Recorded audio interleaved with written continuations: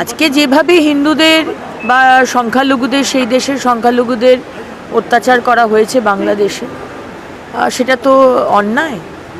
এবং সেই অন্যায়ের ভিত্তিতেই উনি বলেছেন যে ইউনিফর্ম সিভিল কোড সব জায়গাতেই হওয়া দরকার।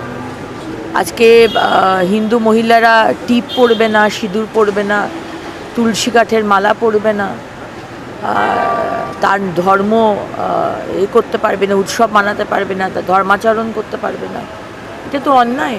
এবং সেই অন্যায়ের প্রতিবাদ সবসময়তেই তসলিমা নাসরিন করে এসেছে, সেই এতেই উনি বলছেন। হ্যাঁ, বলছি মালদাতে আজকেও প্রচুর কোটি টাকা উদ্ধার হয়েছে, পুরোটাই মাদকের টাকা অনুমান করছে পুলিশ। কি বলবেন, এই যে প্রচুর দিনের পর দিন কোটি কোটি টাকা উদ্ধার, এটা তো আর আজকে বিজনেস শুরু করেনি যে এই মাদক নিয়ে যে কাজ করছে। আজকে আমি কিছুক্ষণ আগেই দেখলাম মাননীয় প্রধানমন্ত্রী টুইট করেছেন যে নেশা নিয়ে, নেশামুক্ত করা দেশকে, সেইটার আজকে একটা ড্রাইভ নেওয়া হয়েছে আজকে বা গতকাল।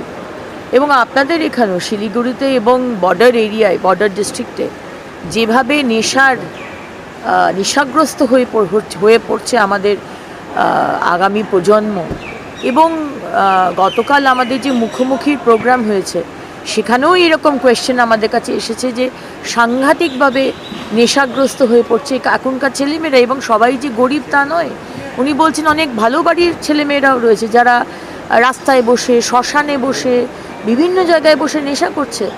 তো এই বিষয়টা আমাদের দেখতে হবে। এটা তো আজকে বলে হয়নি, আমরা তো এসেছি 2.5 মাস।